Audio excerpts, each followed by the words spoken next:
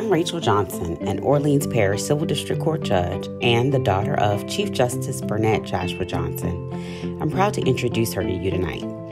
Chief Justice Johnson is the first Black woman to become Chief Justice of the Louisiana Supreme Court, and only the second woman who has served as our Chief Justice. During her illustrious career, she has broken through many glass ceilings and barriers to pave the way for all women and people of color who have come behind.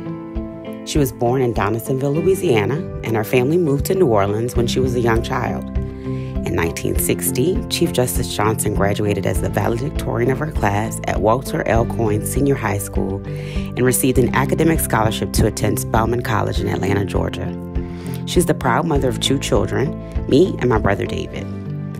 Throughout her career, Chief Justice Johnson has been a steadfast champion for justice and a tireless trailblazer. Her courage to speak out against racial bias and ordinary injustices of our criminal legal system have inspired scores of young lawyers of color to follow in her footsteps, to lift up and amplify the voices of the poor, the oppressed, and people of color. This summer, as the country grappled with COVID-19 and police violence against Black men and women filled our news cycles and erupted on social media, igniting many young people to exercise their First Amendment right to organize and protest, Chief Justice Johnson did not hesitate to speak out on these important issues. She said, "The protests are the consequence of centuries of institutionalized racism that has plagued our legal system." She urged her fellow jurists to hear the voices of the protesters. And if they were to truly listen, they would hear how so many feel our criminal legal system is part of the problem.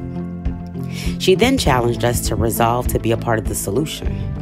She asked us to examine our past in order to understand our present, and then critically examine our present in order to understand and create a better future. Her lifelong work advocating for and fighting to protect and further the civil rights of Black and brown people has informed her decisions as a jurist. As an organization that fights for the freedom of wrongly convicted and sentenced individuals, IPNO has long admired Chief Justice Johnson's compassion, brilliance, and humanity as a judge and as a civic leader of our community. IPNO is deeply moved to be able to honor Chief Justice Johnson during her final year on the Louisiana Supreme Court. Because the Chief Justice has devoted her life to improving the lives of others and has always confronted injustice when she encountered it, she has started a wave of hope, challenging all of us to do more to further the cause of justice.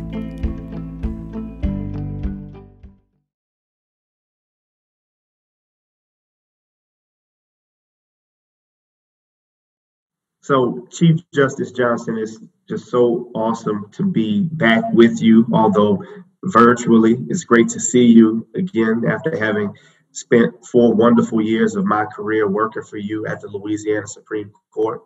You are the first of many, but we'll start with the fact that you are the first Black female Chief Justice of the Louisiana Supreme Court.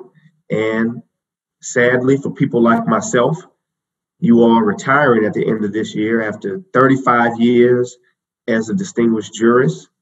And your tenure on the bench, it's just been nothing short of historic, not only because of who you are, but because of your consistency in administering laws justly, fairly, and equitably.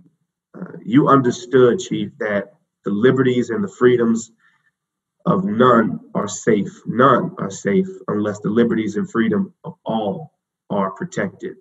And that is in line with much of the philosophy of Dr. King. Chief Justice Earl Warren of the Supreme Court once said that everything I did in my life that was worthwhile, I caught hell for. Chief Justice, you've stood up for what's right, what's just, and humane, even in the face of the most unkind criticism. And that's really what makes you and continues to make you a phenomenal jurist. So my first question is that you've joined many influential Chief Justices across the country recently and penned an important and timely letter to the rest of the judiciary, to the greater legal community, and to the public at large this past summer following George Floyd's death. And amidst the protests and across the country and the coronavirus pandemic, what you said in that letter deeply resonated with the civil rights and social justice communities. Please tell us, Chief, what motivated you to write that letter, and why was it important that it came from you?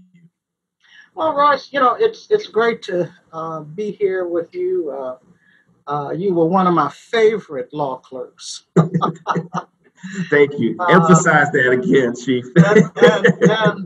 And you're doing a phenomenal job as a state legislator. And that's my whole career. I have tried to just encourage young people because, as you said, I'm retiring at the end of this year. And so we've got to have strong, dedicated young lawyers out there still fighting the good fight who understand civil rights law. You mentioned Chief Justice Earl Warren, and when I was a young lawyer, that was the big hit, Brown against Board of Education. And it took courage to reverse 100 years and go from Plessy v. Ferguson to Brown against Board of Education and separate but equal. And so when we talk about my career, we're talking about more than 50 years as a lawyer, more than 35 years as a judge. And so, I'm reflecting on George Floyd and all of the other atrocities in terms of racism. And so I have to ask myself, well, have I really made a difference? And that's the challenge to judges around the state, which is who I really directed my letter to. Are you participating in systemic racism in terms of sentencing and all of the other issues? When you try a criminal case and that defendant stands in front of you, we're supposed to be blind, and it shouldn't matter whether the defendant is black or white. But when you look at the statistics, and statistics don't lie, it's almost like science. We're dealing with this coronavirus. Science doesn't lie, and statistics don't lie. So when you have 32% of the population of the state African American, and 70% of the population in the prisons African American, you have to ask yourself, something's wrong here. And so that's what I wanted to call out to our judges and point out to them. We've got to be part of the solution, not part of the problem. And we've got to, first of all, you've got to acknowledge systemic racism. If we cannot even admit that we have a problem because we lock up more African American men than anybody else in the world, and we've got a problem. The United States is number one in prison population, and we have now resumed our status as number one in the country and the number one in the world. I think for half a second Oklahoma was number one, and they released 200-300 prisoners, and now we're back to being number one. Now, I'm ending my career. Who wants that status? I'm Chief Justice of Louisiana, and we lock up more people and disproportionately more African Americans than anybody else in the world. Thank you, Chief. And again, thank you for writing that bold letter. I think it needed to be said. And oftentimes the things that need to be said are often met with pushback, but change isn't easy. And folks don't respond well oftentimes and don't receive it initially, but it needed to be said. And when you get those sorts of reactions, a lot of support on one side and maybe some discomfort on the other side, I think that's when you're really speaking truth. So again, thank you for that letter. Chief, one of the main reasons that I was able to get to the legislature, and I think one of the biggest experiences that prepared me to go to the legislature, was working for you at the Louisiana Supreme Court. And in fact, there's no doubt in my mind for that to be a fact. We up there often have to take difficult votes that are not popular, and sometimes being the lone vote can be a difficult thing. But much like Justice Ruth Bader Ginsburg, you've often been the sole voice in reason and compassion in dissenting decisions dealing with issues like wrongful convictions, cruel and excessive sentences. So, can you talk a little bit about what has compelled you to write certain dissents instead of simply voting against the majority and just going with the majority and being silent? Well, I'm always encouraging young lawyers to have the courage to do the right thing, having the courage to act on your convictions. Your job isn't to be popular. If we're at the table with regard to any issue, voting on a writ, voting on anything, and we're worried about how it's going to be perceived and whether someone's going to like me, or whether somebody's going to say, I have never, I can tell you, I've never worried one day about being popular and about whether anybody liked me or not. I just never have. But that's not me. And when you talk about how my dissent is received, well, I don't read the comments, so I miss some of the good stuff because I don't care about the detractors. My dissent is my dissent. This is what I think. This is what I'm compelled to say based on my values and how I see the Constitution and what the Constitution requires. And I call myself a student of the Constitution. Now, and so, the detractors who didn't like the dissent, why should I read what they say? That's right. And you talked about your values and how you apply that to your read of the Constitution. And as a Black female judge, you've inevitably brought your experiences, your community's experiences, your views, your values to your judicial decision-making process. How important has it been to play a role in giving legitimacy to the narratives, the history, and the values of Black people and other minority communities in upholding the rule of law and justice?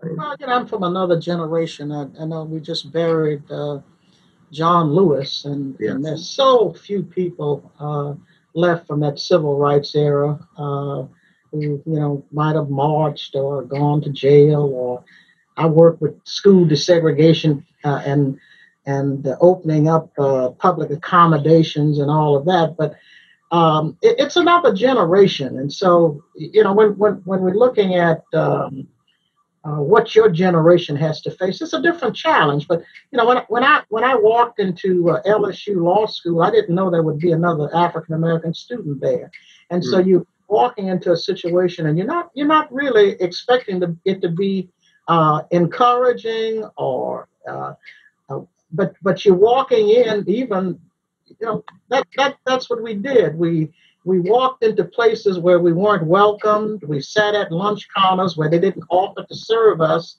and so you weren't expecting anything. You just ready to face whatever's there. And so that's been my career. But your generation has a different challenge. Your challenge is that we now at this point, 50 years after the Civil Rights Act and 50 years after the Voting Rights Act, we're still fighting all the old battles. We're still fighting voter suppression, and we're still fighting systemic racism. And so, hopefully your daughter 50 years from now won't still be fighting in these same old battles. Chief, that's so true. So, Chief, as we wrap up, I want to just thank you and show you why we're here today, which is to present you with the Innocence Project New Orleans Award, which is essentially honoring you for your years of service in dedicating your life's work to justice. This is the only award that the Innocence Project New Orleans is giving away this year, and it is for the most deserving person that I know, my Chief Justice Bernette Johnson. I hope you still have some shelf space for this well-deserved award. Thank you so much, Royce. Thank you to the Innocence Project New Orleans. Okay. Congratulations, Chief. Thank you. Thank you.